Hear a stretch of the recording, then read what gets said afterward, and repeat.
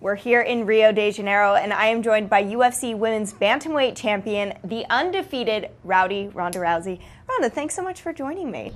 Thanks for having me. We're here in Rio. You got here about a week ago? Yeah. What made you say, hey, I need to go down there with about 2 weeks to prepare?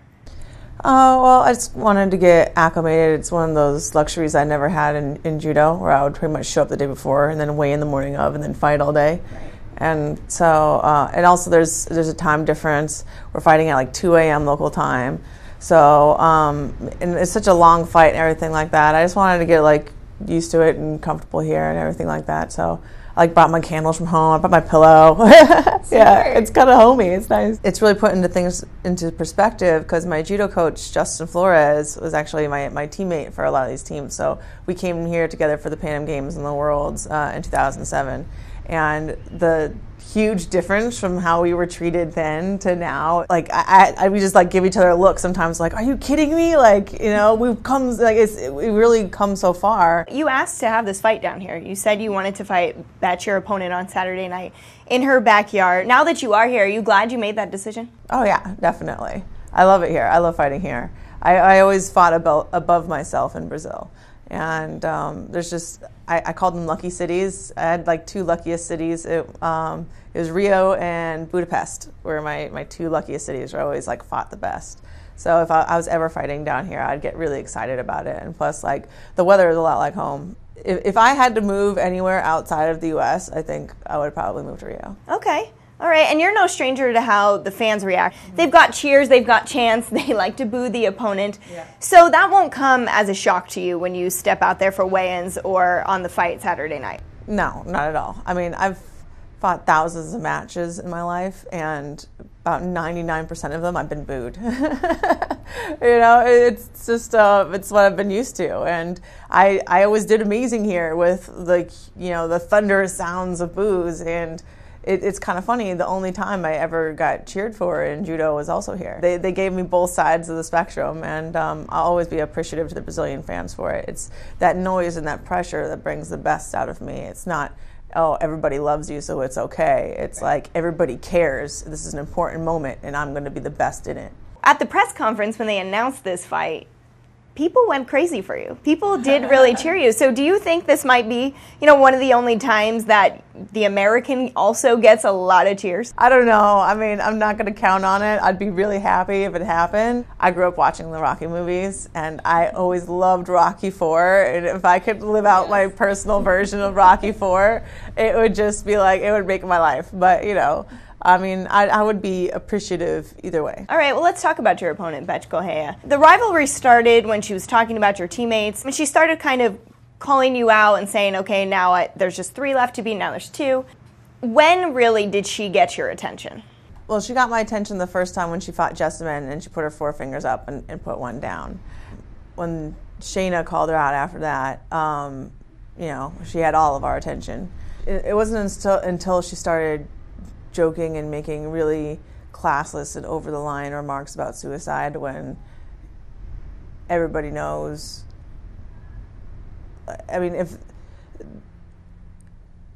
there's one thing about my backstory that is the most well-known fact, it's about what happened to my father. And when she started really, it's like, it's still hard for me to talk about, you know? Like, it's hard for me to even talk about suicide, so I can't imagine how someone could laugh at it. Sure. You know? And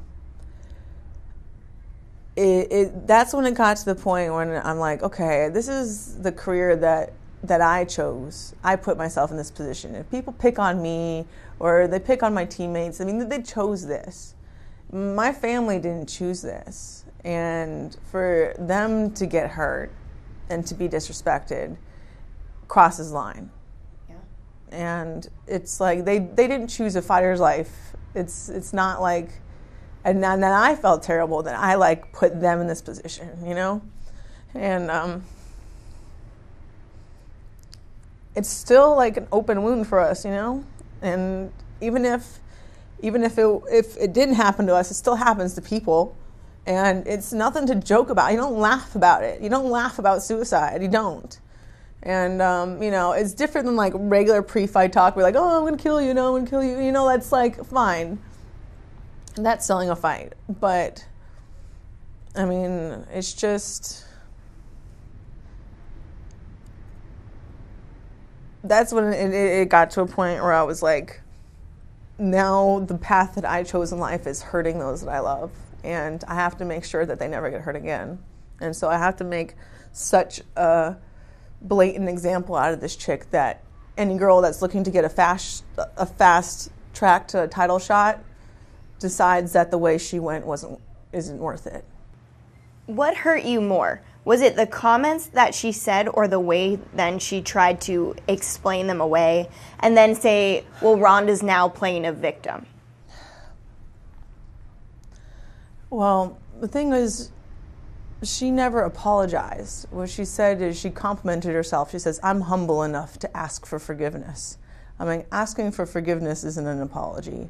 And it is also just an insult to my intelligence because she was citing all these other events that happened in my life that are so much more obscure and not well known and not even known until recently when my book came out. And then claiming ignorance on the most formative event in my entire life. And so I didn't know if I was more offended by what she said or by the disrespect of her phony apology to save face. Well, now that you are able to fight her on Saturday night and able to do everything that you want inside that octagon, how did camp go and how was the preparation having this personal motivation now? Camp has actually been,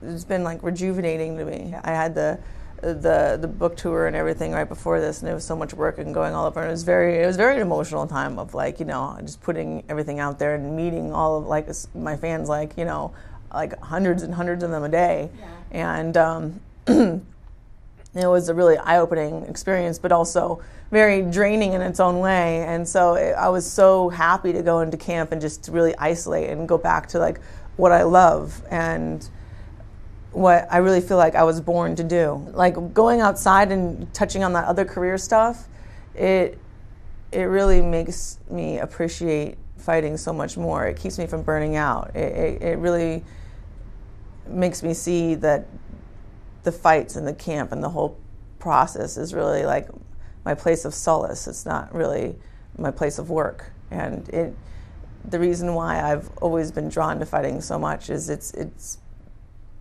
always healed me. And so this has been a really emotional and like, I think personally progressive training camp, more so than I've ever had before.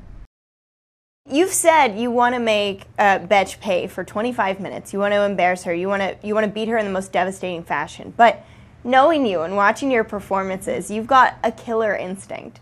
Do you feel like you'll be able to kind of hold back at those moments? I don't know about 25 minutes. I mean, I'm prepared for 25 minutes. Sure. There are times, like, you know, with the second Misha fight, there are times I could have gone into the ground to finish it, and I decided to get her back up and hit her some more.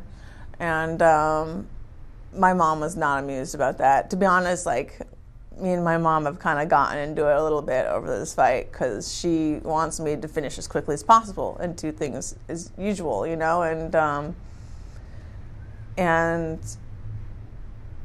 it makes me question because, I mean, the reason why I want to drag it out and really punish this chick is to protect them. And in my family have been very adamant in telling me that that's not what they want. But I have to keep thinking to myself, I mean, that's not what they want today, but what about if this happens again and again and again? You know, one of my favorite books growing up was Ender's Game, and I loved it so much because Ender would win every fight so thoroughly that it would win every other possible fight in the future. He would beat somebody so completely that they would never come back for more again. So you had to win so much that there's no more later. You have to win so completely that you don't just win that day, but you win all the future battles. I think the compromise is like, sometimes I'm very reckless in going for the quick finish and actually being careful and more thorough. could be like the safer thing, but it would also be like the more painful thing for her. Yeah. So I'm not being reckless in dragging it out. I'm just being more thorough. I'm bringing like my whole family down to like, I wanted them to personally see me beat this chick, because of what she said. What about when she says, okay, Ronda's game plan isn't going to work because she always looks for the same thing? What's your response to that? When you're responding to people that don't know what they're talking about, you have to like keep in mind that they don't know what they're talking about. And my mom has another line. She says, you can't fix stupid. Because, I mean, my last 3 fights have been drastically different finishes. Like, completely different. You couldn't get more different than, like, actually, no. My last 4 fights have been so completely different from each other that her entire statement is just nonsensical. I don't know how to respond to wrong. You won a couple ESPYs. Did you expect, when you made the comment about Floyd Mayweather, did you expect that to kind of go viral in the way that it did?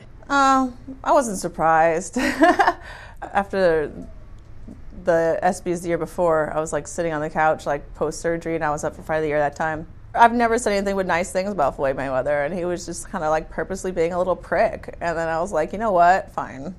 I'm going to beat you for that award one year, and I'm going to let you have it. And so I was ready to wait 2 years, 3 years, 4 years if I had to, but it actually was the next year. So I was like, hey. You also won Female Athlete of the Year. You thanked your mom in your speech. Yeah. And it seemed like a really emotional moment for you, but you held it together wonderfully up there. I was going to cry when I went up there because right before they announced that it was going to be Female Fighter of the Year, my mom went to go to the bathroom.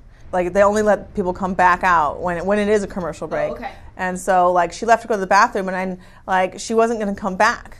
Like, I knew that she couldn't come back, and she wasn't going to be there, and I was going to go up. My mom wasn't going to be there, and I was about to, I went through all this, all this, just so I could have this one moment to, say thank you to my mother, and I knew in my mind I was going to say thank you to my mother. And the second, as I was walking up there, she wasn't by me, and so I was walking up there, ready to bawl because my mom wasn't there. And then as soon as I, got my award from everybody and turned around, I saw her running down the aisle. The security guards were stopping her, and she was like, "F you," and then dipped under the guy, ran down the aisle. And so as soon as I got it and, turned around, I see my mom running down the aisle. I'm like, "Mommy!" I had that, one, mommy moment, And then it's kind of funny because right after that, they posted another security guard right there to make sure no one did that again. But, yeah, I was totally I was about to cry. I was so upset that my mom was going to be there right before they announced it. It was a kind of a funny moment from my eyes because nobody else knew what was going on. No, we saw her sitting nicely in her seat. She was so proud of you. As soon as I walked up, I'm like, Mom's not going to be here. And then, I'm up there on stage giving J.J. Watt and Britney Spears a hug, and all I'm thinking about is, where's my mom? Where's my mom? And then I turned around and saw her. I was like, yay! And then after that, I was just like, okay. I wouldn't even let myself enjoy the night, really, because I put all my happiness on hold until after I win. And so after I beat Bethe, I will go back to my hotel room and have my first moment alone, and I will let myself just break into this giggle fit. I can't stop it. You ever been so happy that you just laugh at nothing? And I will let all the joy come in then. I put everything out of my mind and keep the blinders on. So the SB joy will be added to the post-Bethe beating giggle fit in the shower. Undefeated UFC world champion, Olympic medalist, New York Times bestseller, actress in huge movies. You've got a lot to celebrate after that fight on Saturday night. Yeah. I mean, the reason why I get so much done is I don't dwell on any one thing, but it'll be nice to take a moment to actually revel in it a bit. It'll be a beautiful thing. Well, best of luck to you on Saturday night against Bethe, the main event of UFC 190. Thanks so much, Ronda. Thank you.